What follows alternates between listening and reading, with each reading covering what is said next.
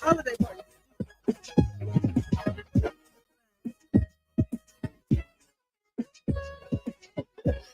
What you got to do to technology? Careful. Daniel, appreciate you. I will. I'm gonna call you the wizard. This is Paul Pearson, host of Star Time. And when I'm not translating the lyrics of Boogie Oogie Oogie for bored Europeans, I'm listening to Rainier Avenue Radio World. We must all remain committed to slow the spread of coronavirus, taking care of ourselves and not putting others in harm's way, especially those already at high risk of getting seriously ill, including people over 65 or those with underlying medical conditions. If you must be out, avoid crowded areas, stay 6 feet or 2 arms away from others, and wear a face covering. Wash hands frequently with soap and water for 20 seconds, especially after being in public spaces.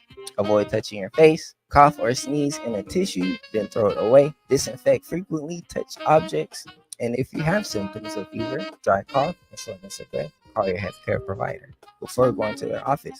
Slowing coronavirus means taking care of ourselves while also protecting others. Even if you're not at high risk, these steps should be taken to help slow the spread of coronavirus. We are all in this together. The beat of the Fox with nastiness is back on K-Fox Night Beat. Yo, what's the deal? It's the legendary Hall of Fame DJ Mixmaster Ice UTFO. What's up? Who you thought this is? This is Sir Mix-a-Lot. And this is Terry Lewis. And I'm Grand Mixer GMS. What's up, y'all? This is DJ Third Degree. This is JJ Hudson from the High Children family. Sunday nights from 9 p.m. to 11 p.m. Pacific Standard Time. It's K-Fox Night Beat with DJ Nastiness. Bringing back the memories. Bringing back the memories. Bringing Seattle's hottest music. Bringing Seattle's hottest music. Rainier Avenue Radio .world. That's hot. Noise. Peace. Generational wealth. Generational wealth. Generational wealth. What is generational wealth? We asked our communities, and this is what they generational wealth. As of right now, it feels very inequitable given the identities that you have versus if you are a person of color or not. To me, for this generation, I'm going to have to work really, really hard for intergenerational wealth to develop, especially with the economic system that Seattle's in right now, more than ever. Having been a Seattleite as well, I hope that we can talk about it more. And glad that this conversation is starting and to consider thinking about it more as a person of color and coming from an immigrant background as well. This campaign to create awareness to generational wealth is brought to you by the Department of Neighborhood's Generational Wealth Initiative, the Washington Housing Finance Commission, and Rainier Avenue Radio .world. Create your generational wealth for you and the future of your families. Rainier Avenue Radio. Rainier Avenue Radio. Hey, it's 7:02 on the DOT, and this is LidLine Sports with O and P.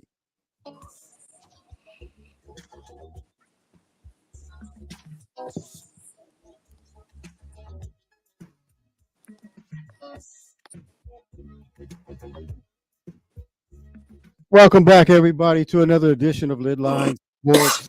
I'm Pep. He's O. Yo, what's up, O? What up, Pep? I'm starting to think you need to get a record deal with these rhymes that you're coming up with here lately. Oh, shucks, man. Hey, man, we got D-Money on the switches, so, well, I won't say anything else. So, what's happening with you, bro? How was your weekend? Oh, man, it was good, man. Got to watch some college hoops, some NBA. It was a nice, chill weekend. Raining outside all weekend, so, you know, that is all the equation for stay in the house, watch sports for the rest of the weekend. Yeah, supposedly we have an atmospheric river coming up here for the next, I don't know, it sounds like a week. Yep. So we're gonna get nothing but rain and wind and more rain.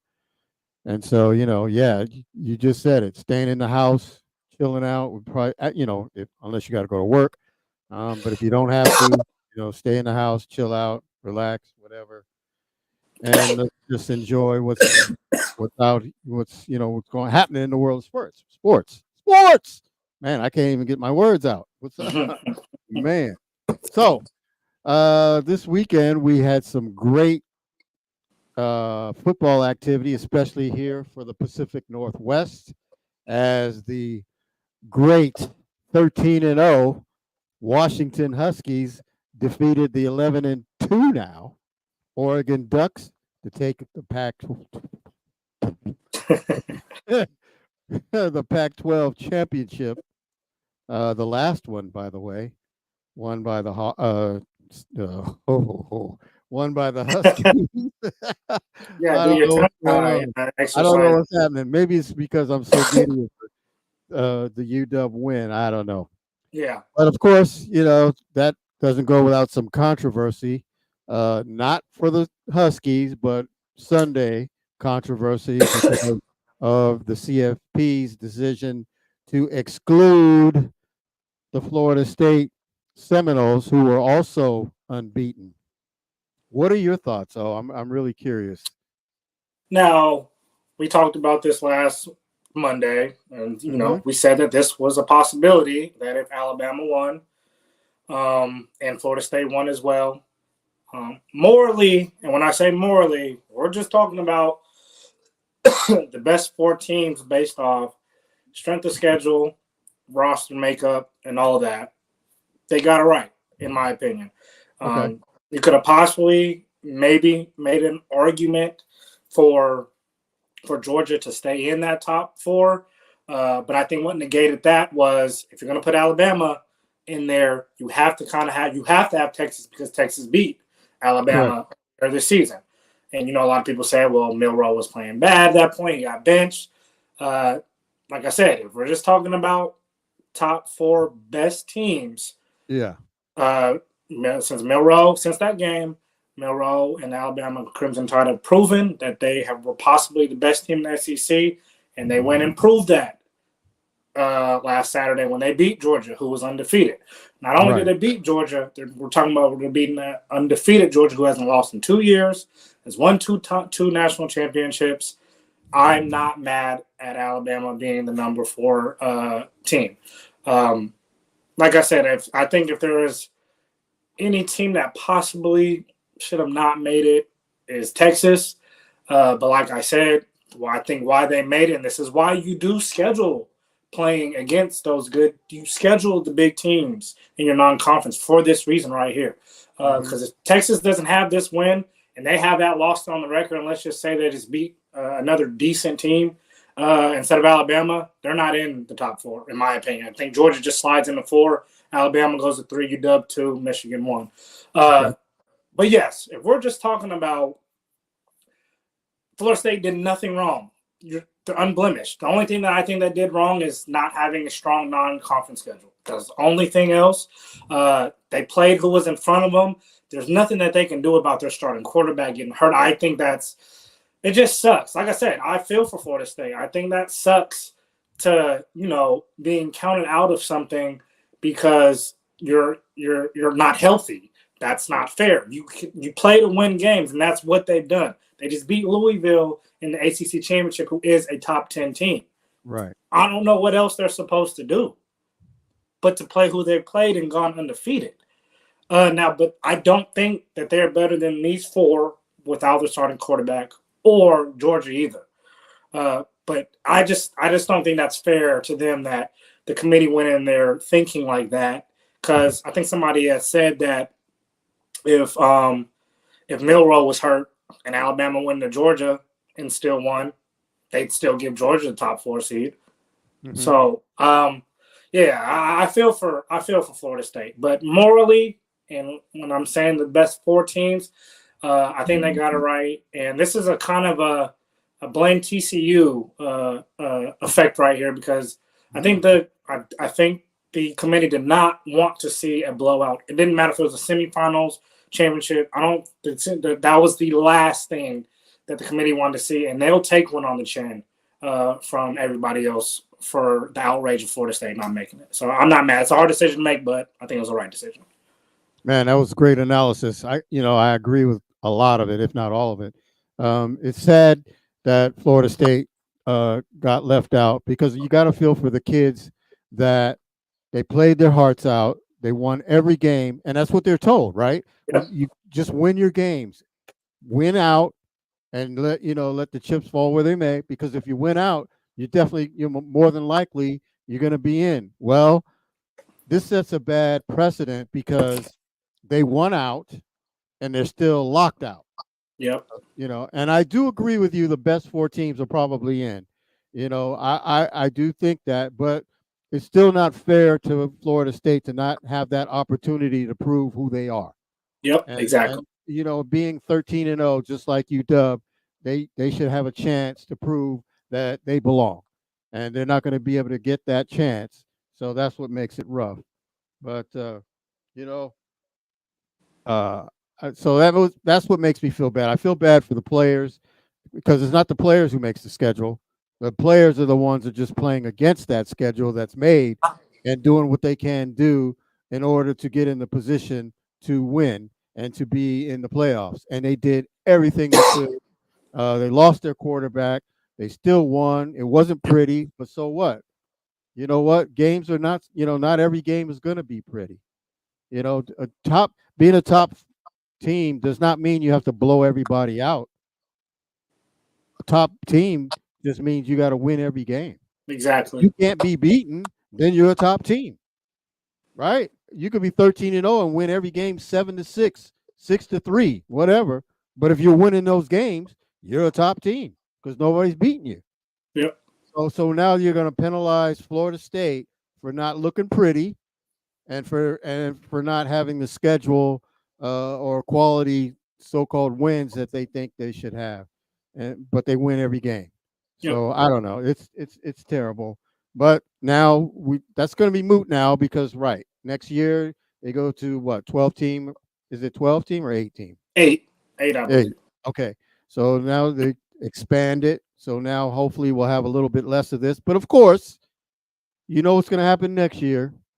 Top 8, there's going to be that 9th team that's going to say, hey, we should be in there. Yeah. It just, it doesn't matter. If it's the top 12, then, that 13th team going to say, hey, we should be in there. So unfortunately, somebody's always going to be left out. Just like in the round of 64 in basketball. Yeah. There's always 3 or 4 teams that, the first in or first out, they always do that special, right, on Sunday night. And they say these teams are out, these teams are in, and then you come to the final 64. Then they give you 5 or 6 teams that should have been in. So it's crazy. It's like you could have 100 teams. That 101st team is going to be mad. So anyway, let's get to the ball game. Let's get to the game with the Huskies defeating the Oregon Ducks. Oregon had a 9 to 10 point favorite, which was kind of ridiculous, to be that much. I mean, I get that Oregon was the favorite because the Ducks had been blowing everybody's doors off since that first defeat of Washington in Seattle. Oregon's been killing everybody. Washington had been struggling against the common opponents. See, that's the thing. They were struggling against teams that Oregon was blowing out. And that's what everybody was hyped on, because the Oregon's blowing everybody out and Washington's struggling. What do you think, O? I mean, you said it. It was ridiculous and utterly disgusting to be a 9.5 point favorite in the Pac-12 championship when you're undefeated. I get it. Weren't playing the best football, but just like you said, you survive in advance, you get there. This is a team who just 3-4 weeks ago just beat Oregon, regardless of the bad play in between. To think that a team is not going to come in prepared, knowing what's at stake on this stage, and to give that big of a gap between 2 teams that are clearly much closer than what that spread said, that was free money for anybody who bet on that. And you didn't really blink or have any type of stress at all if you just had the plus 9.5 points, because UW came out clicking on all cylinders on both sides of the field in the first half. And that was pretty big for the spread after that. Oregon did get back into the game, but like I said, for the spread, it was never a doubt. And UW proved and showed that they are a top 4 team in the country by beating Oregon twice. And this one when it means something because they knew what they had at stake.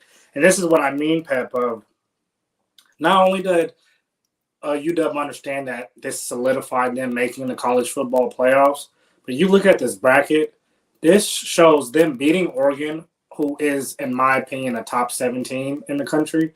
Definitely. That they can win it, they really have a good chance of winning college football playoffs. I think they have the best offense coming into this college football playoffs, and anything can go from there. I think the defense played really well in this game, so they can carry on the momentum. But the Oregon Ducks, once again, they had a phenomenal season. Bo Nix made the right decision coming into Oregon, and like I said, I hope that. I hope the committee gets it right even when it goes to 8 because, in my opinion, maybe not with 2 losses, but they'd be right outside or they probably should still be in. I don't know. Like I said, going back, this committee thing, it just takes away everything from the college sport, even from, just like you said, college basketball. What's the committee for? You already got rankings. So if there's 4 teams that are supposed to make it, then take the top 4 teams after it all is said and done. There doesn't need to be a committee. There doesn't need to be. And same with NCAA basketball. You have rankings from all the way from 1 to the last team in the NCAA. You go through those 64 teams and take the top 64. I don't know. I don't really care for a committee. Guys that don't play, not watch what's going on, because now you penalize, just like you said, a team who all they can do is just play whoever's in front of them and win. You're penalizing a defense who was one of the best all of college football, and yeah, it sucks. But like I said, congratulations to Oregon on the season they had. They just ran into a better team in UW in the final Pac-12 championship. Yeah, without question, because Washington beat them twice, and those are the only 2 losses that Oregon had all season. So Washington definitely needs to get some respect. But once again, they're number 2 in the nation. But they're underdogs against the number 3 team in the nation. Oh wow! Tell me how that works. I didn't know that. Wow. Yes. Tell me how that works. That makes no sense to me, right? If you're gonna put UW at number 2, then doggone it, have them favored as a number 2, as they should be, because you put them there for a reason. Is because they are that good. Even Bo Nix said that. I like Bo Nix a lot more now because of how he conducted himself after this game, because he was asked some tough questions, and he was asked some questions where he could have had the opportunity to kind of pump themselves up rather knock UW down, but he didn't do it. They asked him, about the 3 and outs, to begin the game. 3 out of the 4 series were 3 and outs. He said, because UW is good. That's why. He said, those guys are good. That's why we couldn't get anything going the first, couple of series. So, and I respected that because I didn't expect him to say that. Usually teams, that high up or that well thought of, or say, oh, we just, our timing was off. We had this, that, and the other. You hardly ever hear about another quarterback or another player. You might hear from a coach, but you hardly hear other players giving the other team much credit. Yep. And when he did that, that really, gave me some added respect for him, for sure. And of course, today the Heisman 4 that are invited to New York City for Saturday's Heisman Trophy unveiling was announced today. Jordan Daniels of LSU is likely the winner. Marvin Harrison Jr. from Ohio State, great wide receiver, my number 1 guy in the nation is for a wideout. Rome Odunze is my number 2. I've said this before. This is nothing new. Number 3 is Bo Nix from Oregon, so congratulations to him. And of course, our number 4 guy will be Michael Penix Jr. For the University of Washington, our star quarterback, and well-deserved. Do I think he should win it? Yeah, you can make an argument. I believe he should. Is he going to win it? Let's be honest, probably not. It looks like Jordan Daniels is the guy that everybody is saying that's going to win. And, of course, unless there's a change, sudden shock. Looks like he will probably come away with that win. But it's nice to be nominated and thought of and invited to New York. What do you think, O? Yeah, no, I mean, yeah, I think just if you go back to just UW's pedestrian play over the last 4 or 5 weeks, Michael Penix was a part of that. He was playing pedestrian as well. It was his to lose. All he had to do was come in and do what they were supposed. That's all UW was should have done, is done what they were supposed to do.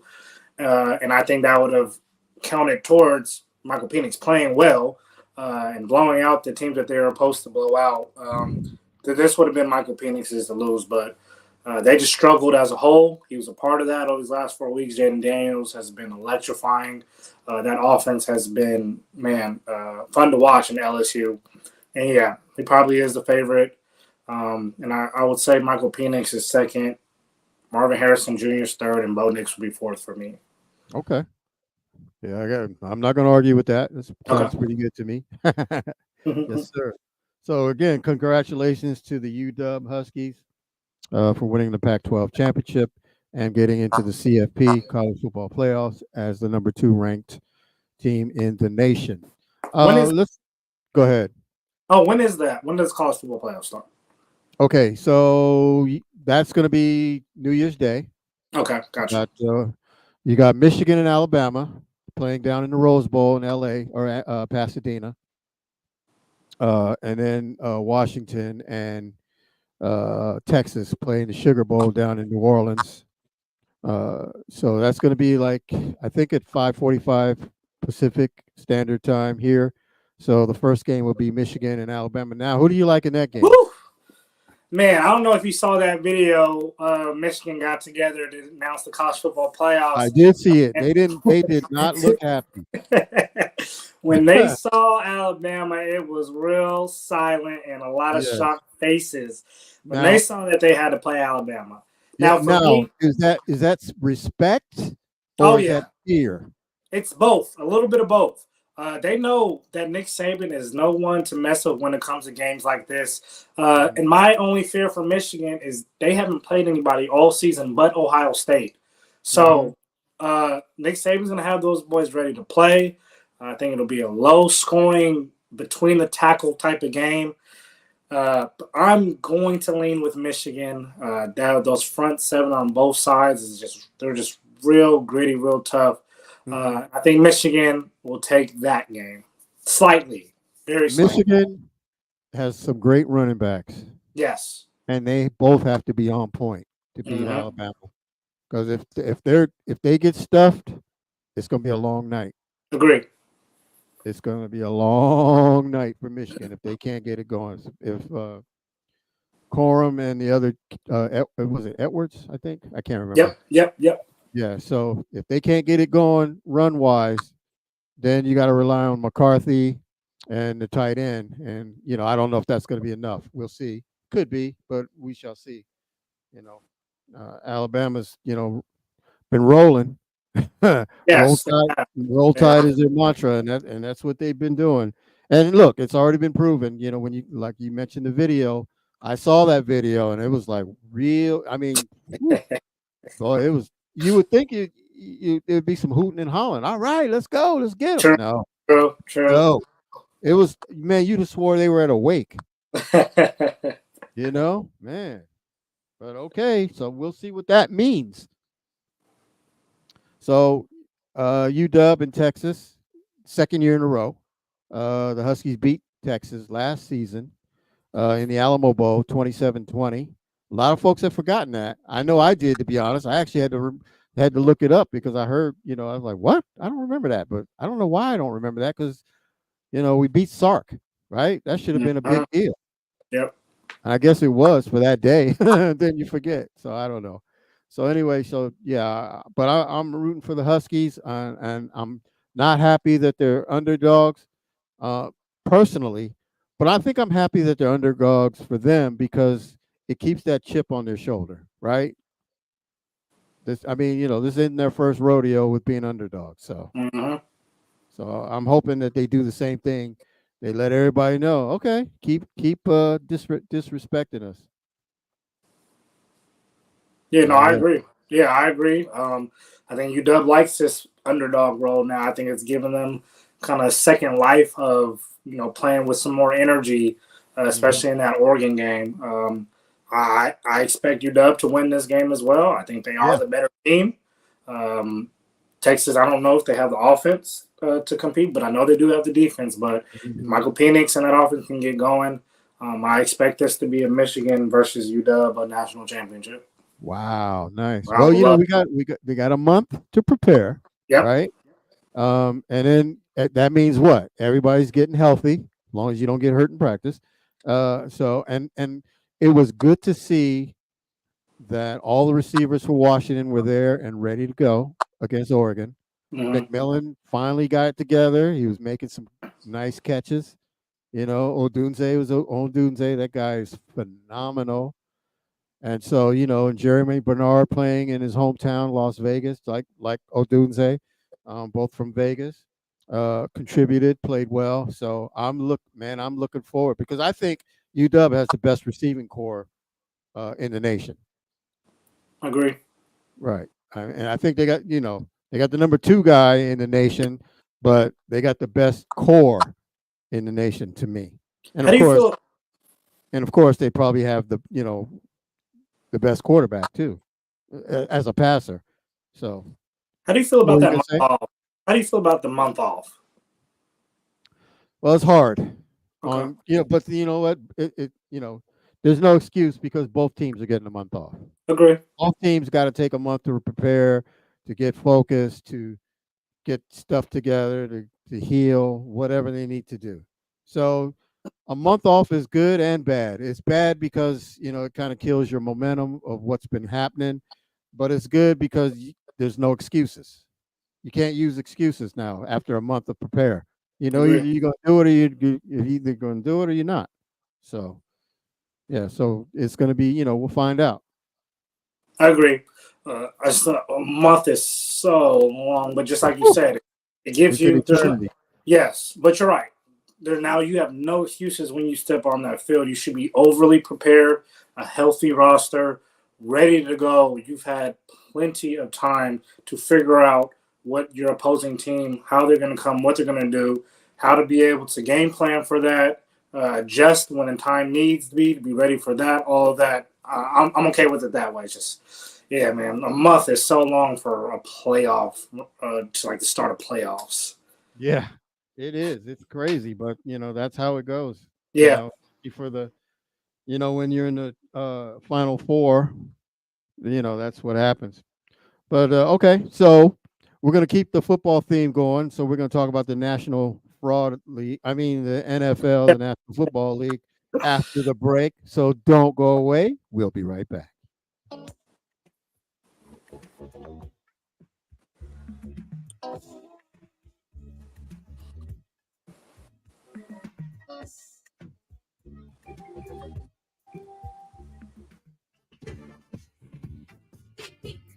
This is Paul Pearson, host of Star Time. And when I'm not helping bad girls set up their websites, I'm listening to Rainier Avenue Radio .world. Love food?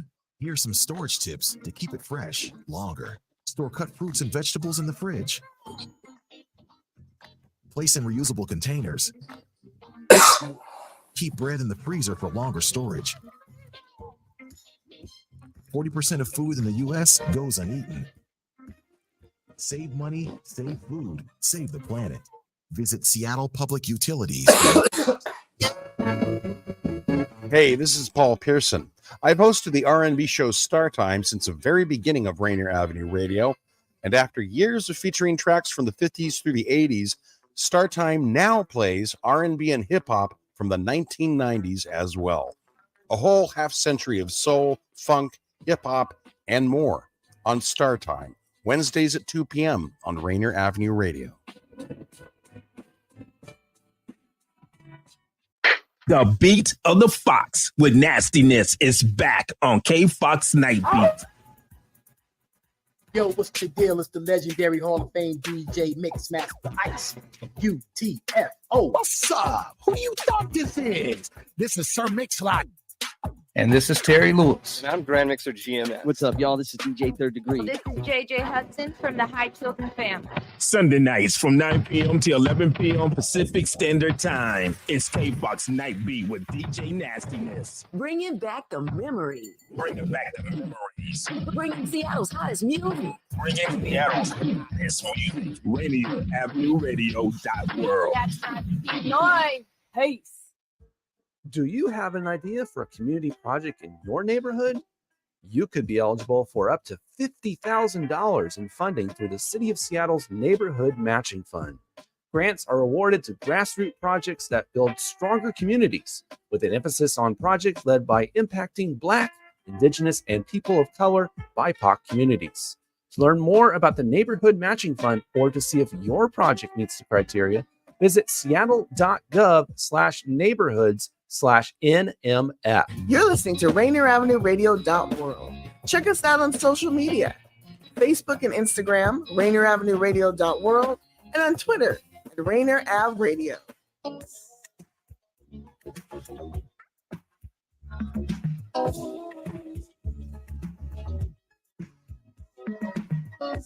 Welcome back to LidLine Sports, our second half of the show.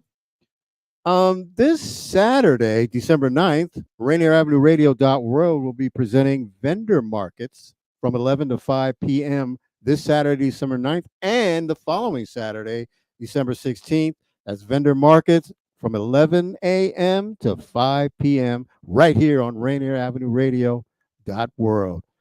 Oh, my man. What up?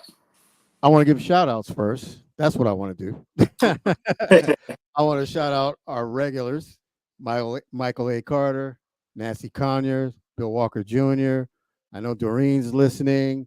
I know probably Andrew Schroeder's listening. And, you know, we get some good tips and good information on some of the folks out there texting us while we're doing the show. And I want to appreciate Michael Carter for giving us some good info. Always. And also Nancy Conyers. And of course, one of our favorites, Rhonda Dorsey, even though I don't see her right now, but she's usually on here. She's on it, right? She tells us this, that, and the other. So I just want to appreciate that, those people that reach out to us and give us some good comments and tidbits. So thank you very much. We enjoy it and very much appreciate it. So keep them coming. Do not stop. So let's get right into the NFL. For those, that means the National Football League. For me, it means the National Fraud League. Right now, we got a game going on. Yeah, thank you. We got a game going on. The Cincinnati Bengals are playing the Jacksonville Jaguars in Northeast Florida.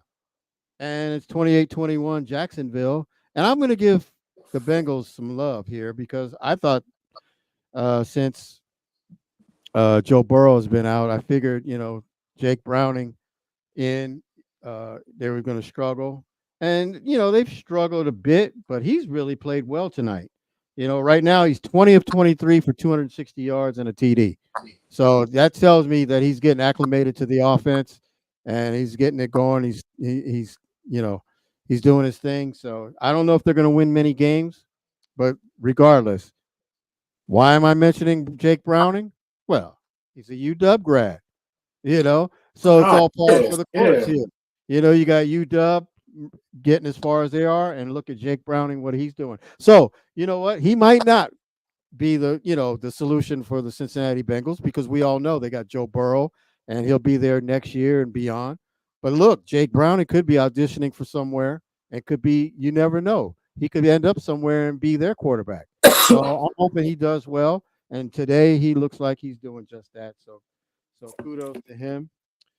The big game Sunday was the San Francisco 49ers putting a whooping, smackdown, beat down, taking lunch money, whatever you want to call it, from the Philadelphia Eagles. I almost said Phillies. Wow. Man, did you see any of that game? I watched the whole thing. I was excited for that game coming into Sunday. I feel like I was a little tuned out outside of the Seahawks and the NFL. So when I saw the schedule for this week, and I seen that game was going to be on national TV. I said, I'm going to sit down and watch the Eagles versus the 49ers. And the 49ers did not disappoint. I don't know what the Eagles were doing. 49ers did not disappoint. Well, they disappointed us because they played so well. Yeah.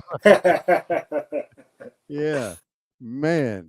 After the first slow series, because they had, just like Oregon, they started off slow. But then once they got rolling, it could. There was no stopping them. Yeah. Yeah. They had negative yards, I think, their first two offensive possessions. Yeah. And after that, though, just like you said, Brock Purdy was able to check down. Then after that, Christian McCaffrey opened everything else up. Deebo Samuels got going. That was all they wrote. The defensive line for the 49ers started dominating after I felt like Jalen Hurts was a little comfortable in that the first quarter of the game. But they started getting to him and making him uncomfortable. And, man, this is the best team in the NFL, in my opinion. Christian McCaffrey is the best running back in the NFL. Yes. Why the San Francisco 49ers have the best receiving core in the NFL. Agree. San Francisco 49ers probably has the best offensive line, and especially Trent Williams in the NFL. Agree. The San Francisco 49ers have the best linebacking crew in the NFL. Agree. You have all that. What's stopping them? What's going to stop them? Right? They got all that. They got the best running back. And look, arguably, they might have the best signal caller. Yeah. At least in the NFC. Yeah. Man, look. The only team that's going to beat the San Francisco 49ers is the San Francisco 49ers. Agree. Injuries could play a part. Mistakes. Purdy falling under pressure. But I don't see that happening. And I think Purdy has gotten to the point where he's finally seen some adversity and he's worked through it. Exactly. He saw some adversity even in this game. Yep. And he worked through it. So you can be mad. You could still have doubts. But on the field and what we're seeing, there is no doubt they're the best team in the NFL. Yeah, and you made a point. With those three losses, who didn't play? Trent Williams, probably one of the, if not the best offensive lineman in the NFL. So there's nothing is stopping these guys but themselves and them being healthy. You also made a great point. This is Brock Purdy's first full season of being QB1, now being able to play through adversity, being able to see a whole bunch of different reads throughout a whole season. Because a lot of teams, especially when it comes to the playoffs, they're gonna try to force the ball into his hands and try to take McCaffrey out the backfield and try to put the ball in Brock Purdy's hands. I think this game showed that, the simple reads, simple checkdowns, using George Kittle, using Deebo Samuels in a whole bunch of different ways out of the backfield or slants or, like I said, anything like that. It's not you. If any team thinks that it's just going to be, they're going to put it just in Brock Purdy's hands, you got another thing coming because he has 1,000 weapons that they can use in different ways. It's not going to be a Patrick Mahomes having to throw the ball 70 yards down the field to get a touchdown. They got too many weapons that they can use. And even if the run game isn't working with McCaffrey, he's so lethal out of the backfield, catching the ball as well. We just saw play one of these plays. So I don't know, Pep. I don't know. McCaffrey is so good. Yep. That Elijah Mitchell, who was killing the NFL last season as the number one running back, can barely get off the bench. Yep. I mean, they are loaded. Yep. Like Foster Brooks in a bar. Yep. Loaded.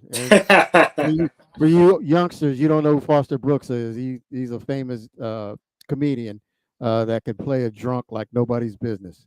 Okay. He is awesome. He's funny. Look at some Dean Martin roasts if you go on YouTube. And find out who Foster Brooks is. He is hilarious. Okay. The 49ers, here's what impressed me the most. That play right there that Daniel just showed was Jennings, the wide receiver. Now, Jennings, I mentioned last week when he caught a pass and it took 3 guys to try and stop him for the Seahawks, and they couldn't do it. He still got a first down. The way he just caught the ball and threw away that cornerback, that's their 3rd receiver. He's not even the top 2 guy. Debo and Ayuk are the top 2, and you can flip-flop the order. You could say Ayuk and Debo. That's how good these guys are. I'm singing their praises because they deserve it. I'm sorry. I'm not a 49ers fan at all. I want them to get beat by us and anybody else because that's our rival, right? My cousin, big 49er fan, man, forget you. He don't listen, so I ain't worried about him. But I'm saying that's how devastating this team can be. Okay, yeah, we know they lost 3 in a row at one point this season, but this is the NFL, man. Stuff happens. But look how they've come back, and they've blown out Dallas, who everybody's loving now again, right? Everybody's in love with Dallas again. And then, of course, Philly was 10-1 and got toe up in South Philly. So, you can get hate, mad. You could be like, oh, man, you giving SF all this credit. Oh, yeah, I guess I am. Sorry. And another emphasis on that play, too, Pep. 200 yards after the catch. That's just one of those plays. Like I said, which makes them just so lethal of how that they can work this offense. Man, I am so glad you mentioned that because that's one thing that Seattle does not do. Nope. We do not get yards after the catch. Yeah, okay. That first play from DK against Dallas, we got some yak for a touchdown. But how far and few is that? Yeah. San Francisco does that every week. Yep. Every time I turn around, Debo's throwing somebody away, getting yak. Christian McCaffrey. He'll catch a short 5-yard pass and turn it into 35 yards. Jennings gets a 15 yards, turns it into 40. Yep. Ayuk. I mean, come on. Do I got to mention him? Isn't Metcalf? Does he run like a 4.3? Does he run something like that? Yeah. I don't understand why it's so hard to get him out in space. I don't know why we can't use him like Debo. I don't know. Vanilla offense. We've been saying it all season, Pep. Yeah, exactly. And here's another thing about San Francisco. I'm getting tired of talking about it, but I got to mention this. Their defensive coordinator, right, Steve Wilks. Where was he last year? Do you remember? I don't. He was Carolina's head coach. Okay. Carolina's coach got fired. Steve Wilks took over as interim. Was phenomenal. I mean, they were 6-6 with him, I think, and they were competitive. And that stupid owner, instead of keeping him, because I'm telling you right now, if Steve Wilks was the head coach of the Carolina Panthers, they would not be 2-10 or 1-10, whatever they are. They would not be. I guarantee it. They would be at either 500 or close to it. I agree. So they let him go. So who gets him? Oh, only the best team in the NFC, San Francisco. Oh, yeah, we'll take you because our defensive coach went to go coach the Houston Texans, and look how they're doing. They're over 500. They're 7-5. It ain't spectacular, but doggone it, man. They're 2 games over 500, whereas last year Houston Texans were the laughingstock of the NFL. Yep. Man, listen. When you see if there's a coach out there that doesn't have a job, man, there's no excuse not to go get him. I don't know what the Seahawks were thinking. How do you not get this guy? Clint hurt, man. Look, he could have brought him in to help him. They said, look, we want co-defensive coordinators. Mm-hmm. But we got to get this guy because he's that good. I mean, come on, man. Egos aside, man. If your ego's bruised, all right, see you later. Because we're gonna have the best guy here then. All right, because you might be our guy, but what did we do last year? We got to improve. Yeah, agree. And have they improved? Yes. Seahawks defense has improved. Agree. By a lot, actually. But it's still not good enough. It's still not to the point where we can stop when we need to stop. Did Dallas have any problems Thursday? Doesn't that game seem like it was 2 weeks ago? Man. Yeah.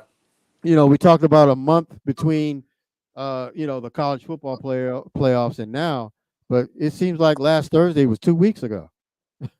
Man. So the Dallas Seahawks game. Let's get into this for a sec. Seahawks played probably their best offensive game of the year. I mean, they look like a whole different team offensively. Mm. Now they weren't running great because Charbonnet had 19 carries for 60 yards, like 3.2 yards a carry. That's not great. However, it was effective enough where they could incorporate the pass plays that they needed to do to be able to go down the field. And folks, that's what a balanced offense does. A balanced offense is the success that you have while running the football and your passing game. And if you have success somewhat equal, then that's a balanced attack. Yep. And now they do have to get better on the run. And hopefully Kenneth Walker will come back. And then I still don't understand what they're waiting on with Kenny McIntosh. What are you doing? And all I'm hearing is, well, he's ready, but he's sitting on the sidelines. Ready for what? Oh, was he ready for another rum and coke? Man, I mean, doesn't that frustrate you? Oh, that you hear about you hear about this guy, that guy. We're talking about more Bobo, but we're getting a lot less Bobo. But I can see why, because Jackson Smith and Jigba has finally figured it out. And he's definitely the number 2 guy. Yeah, everybody's saying he's number 3. No. Jackson Smith earned the right to be the number 2 guy. And I don't know what's going on with Lockett. But that pass he dropped, he makes that catch, Seahawks win the game. Yeah. Because they keep that drive alive. What's going on with him, man? Yeah, I can't really pinpoint what's wrong with him, but I mean, you're just going back to I think the Seahawks are just so outdated. I mean, just from the coaching staff on, you see a lot of these offenses that are innovative or defenses as well. A lot of young coaches are getting in here now. And like I said, I mean, Pete Carroll's way hasn't worked for the last 3 years, in my opinion. Just like I said, trying to run the ball down somebody's throat. I don't know, man. Like I said, I don't understand how this is not Pete Carroll's last year here. I understand that, you asked for, you talked about the Mariners and, you just want them to win, and they're not doing that. You want a competitive roster. I mean, the Seahawks are doing that, but the Seahawks should be competing for, like I said, last week, they should be competing for Super Bowls year in and year out because that's the standard with them now. And, just being solid isn't good enough. And I don't know if Pete Carroll can get us back to being great again. And 6-6 is just average. I mean, in the NFL, like I said, I'm not mad at it. A win's a win. They're still in that last wild card seed right now. I don't know if they're going to get it, Pep. I mean, I don't know. And like I said, if they do make the playoffs, I don't see them getting out of that first wild card round. I don't see it. Well, here's the thing. Seattle is not a good team. Mm-hmm. The Seahawks are not a bad team. The Seahawks are a mediocre team that happened to have a good record. Mm-hmm. In that 6-3 record, who do they really beat? What significant team other than I can name one now that I think about it. Detroit. They did beat Detroit on the road. But other than that, who have they really beaten? and been consistent. They haven't. They're mediocre at best. The problem is that 6-3 fooled a lot of people into thinking that they were really good. Oh, we're tied with San Francisco. Oh, we are one game ahead of San Francisco at that time. And I was one of them. Seattle Seahawks. But the Rams showed you who the Seahawks were. Yeah. The Ravens did too. Yes, the Ravens. Well, that was kind of the extreme because the Seahawks aren't as bad as they showed against the Ravens, but the Seahawks aren't as good as they may have shown against Detroit. Exactly. So it evens out. They're a mediocre team, and what's going to happen is they're probably going to lose Sunday, right, at San Francisco. I mean, can San Francisco fall asleep and the Seahawks pull out a win? Yeah, they can. Seattle has an overall winning record down in Santa Clara. So, it's not impossible. It's just unlikely because of how good San Francisco is right now as compared to when they were both good, but Seattle was better. Right? So that's a whole different scenario there. Philly comes into town. They just got blown out by San Fran. This Sunday, they got to play in Dallas, where they never win. Look, Philly could be in first place, and they never win in Dallas. Dallas could be 3-10. They never win there, ever. The last, 14 games or whatever, they're 0-14. They can't beat Dallas down there. They just can't do it. So I don't expect Philly to win Sunday. I don't. I'm picking Dallas when it's time to pick because, I think they're going to win. After Dallas, where does Philly go? Here. Are they going to be a little ticked off? Are they going to be desperate? They're going to be quite desperate. Definitely. So Seattle could be starting off 6-3. They're going to be ending up 6-8. And then after that, you got the Titans, the Steelers, and the Cardinals. Listen, I know my Steelers are frauds. We don't have to get into all that. They just got smoked by the Cardinals. Cardinals. I don't want to talk about that. But Seattle can't sleep on them. Nope. And the Titans are terrible, even in Tennessee. But Seattle being mediocre, there's no guarantee they're going to win that game. Nope. And we know, and listen, and the Cardinals always give us trouble, especially up here. We usually win down there, granted. But look, Kyler Murray's getting it going. There ain't no guarantee. Seattle might not, realistically, might not win another game. And if that's the case, if they end up 6 and whatever's next, they're 6-6 now, 6-11. Does Pete Carroll lose his job? I hope he does. I'm No, you got no. I'm not gonna let you get away with that one, bro. 6-11. 8 wins, 8 losses in a row. Does Pete Carroll lose his job? Yes, I hope he does. He needs to. That should show that it's time to move on and start over. The Pete Carroll era is over if we lose 8 in a row. Yep. It needs to be. I want him. He needs to go, and the whole staff needs to say adios. Yep. Okay. Pete's gone. Who do you want for the coach?